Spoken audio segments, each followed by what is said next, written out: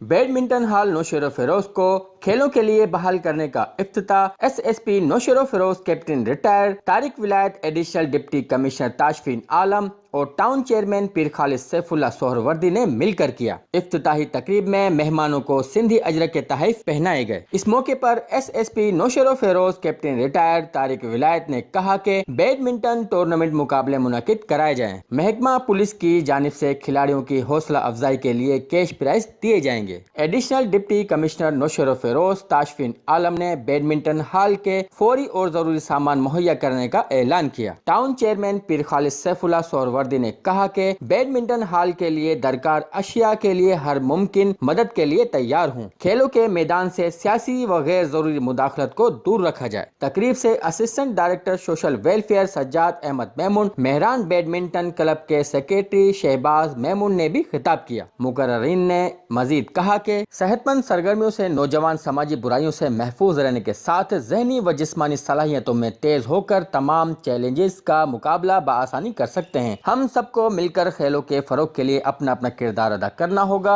आखिर में मेहमानों ने खिलाड़ियों के साथ बैडमिंटन खेलने का मुजाहिरा भी।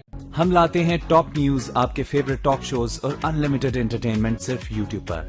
अगर आपने अभी तक हमारा चैनल सब्सक्राइब नहीं किया तो अभी सब्सक्राइब करें और बेल आइकॉन को क्लिक करके हमारी लेटेस्ट वीडियोस के बारे में अपडेट जानें।